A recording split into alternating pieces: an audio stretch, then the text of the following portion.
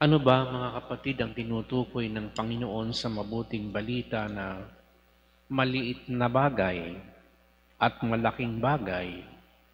Dahil sinasabi niya, kung di kayo mapagkakatiwalaan sa maliit na bagay, paano kayo pwedeng pagkatiwalaan sa malaking bagay? Obviously, ang pinatatamaan ng Panginoon dito ay ang mga eskriba at pariseyo na pinapanginoon ay pera. Pera ang tinutukoy na maliit na bagay. Sapagkat ito nga naman sa mundo, ang kung hindi tayo mapagkakatiwalaan sa pera, sa maliit na halaga, paano tayo pwedeng pagkatiwalaan sa malaking halaga? Kung sa piso-piso nangungupit ka, bakit hindi mo kayang gawin ang mas malaking pangungupit sa malaking halaga? Dahil meron ka namang oportunidad, wala namang nakapapansin at nakakakita. Yan ang ibig sabihin, mga kapatid, ng maliit na bagay. Pera ang ugat, mga bagay sa mundo na tinuturing ng Panginoon na maliit na bagay. Ano naman ang malaking bagay?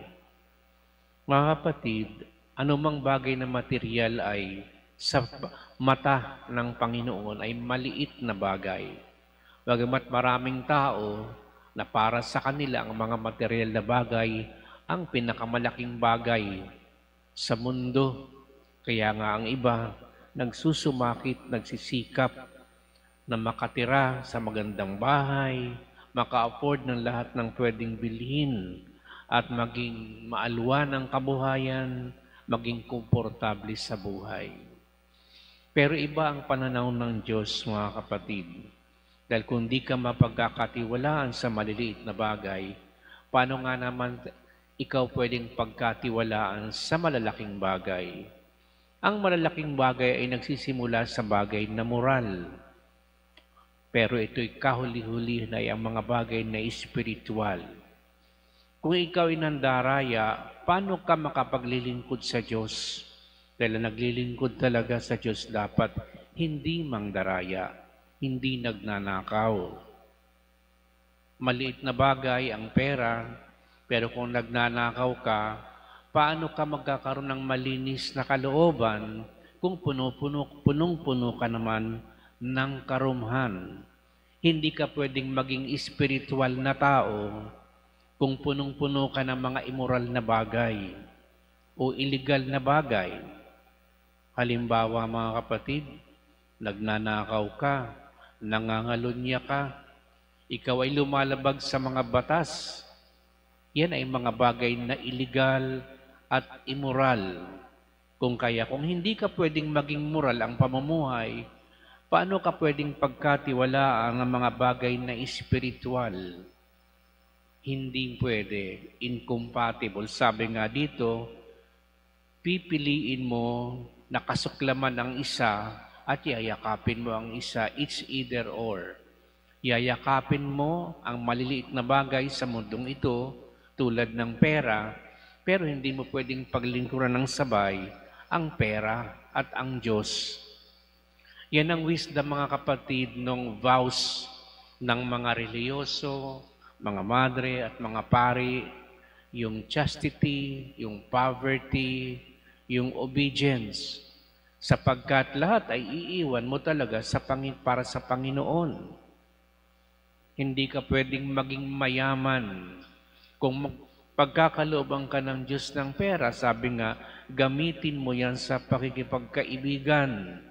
Sapagkat sa bandang huli, may tatanggap sa iyo sa tahanang walang hanggan dahil ginamit mo yung perang yan na dapat na dumaan sa iyong kamay sa paglilingkod sa mga tao.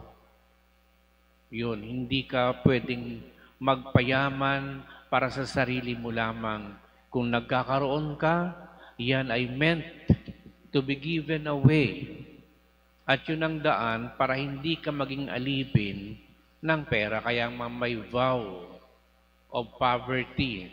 Nang ibig sabihin, mga kapatid, ang attachment natin ay hindi sa mga bagay ng mundo, kundi sa mga bagay ng Diyos. Sa mga bagay, we become poor for Christ. Yun ang ibig sabihin ng poverty. Detachment to the wealth of this world, but attachment to Christ. Chastity, dahil maraming natutukso na gamitin, di ba ang isang taong hindi chaste, yung nangangalon niya, kabi-kabila, buhay ay immoral. Paano ka naman magiging spiritual kung ang buhay mo'y punong-puno ng karumhan? Tapos ay obedience. Hindi mo masunod yung mga batas ng Diyos at ng tao, paano ka magiging spiritual? Kaya yun yung wisdom behind the vows of the religious person. Na sa mga ordinaryong Kristiyano, pwede naman din niyang ma-observe yung kalinisan ng puso, yung hindi pagiging attached sa pera o sa mga bagay ng mundo, at yung pagiging masunurin sa mga utos ng Panginoon at sa batas nating mga tao, lalo na sa ating konstitusyon. Kaya ito mga kapatid ay isang totoong mabuting balita sapagkat ginagabayan tayo ng Panginoon upang huwag tayong maligaw at mabulig, malinlang na tayo ay attached sa mga bagay na mundo at tayo ay nadidiliman na ng pag-iisip kaya di na natin makita ang kahalagahan ng mga bagay na espiritual sa ating buhay. Kasi kapag doon na umiikot ang ating buhay sa pagkakamal, sa pagdidesire ng kung ano-ano sa mundo, nakakalimutan na talaga natin na iakyat yung antas ng ating pagkatao. Parang doon na tayo nawawasak unti-unti, na nawawala ng kabuluhan yung buhay natin dahil hindi na nga tayo nagiging moral ang buhay, nagiging spiritual. Sapagkat bigyan mo ako ng isang tao na ang hangad palagi ay ang yaman ng mundong ito, karaniwan niyang taong yan, immoral ang buhay o illegal ang kanyang mga ginagawa. Nagnanakaw yan, pumapatay, nagsasamantala sa kapwa, nang-aapi. Ganyan karaniwan ang tao na ang hangarin lamang ay magkamal ng magkamal ng magkamal, walang patumangga sa pagkakamal. Kung kaya napakahalaga ng paalalang ito sa atin ng Panginoon, na tayo ay humingi ng grasya na maging detached, maging alipin tayo ng mga bagay at alalahanin ng mundo. Bagamat mahalaga ang pera sa atin, ito'y dapat lamang talagang gamitin sa ipagkakamit ng ating kaligtasan at tinatawag na spiritual welfare.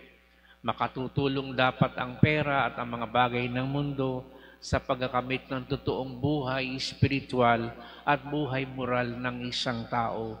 Yun lamang ang purpose ng pera at ng kayamanan ng mundong ito kung meron man itong magagawang mabuti sa atin. Beyond that, sisirain at wawasakin tayo ng mga bagay na gusto nating kamtin na akala natin ay yun na ang magpapasaya sa atin kapag dumami ang mga bagay na meron tayo.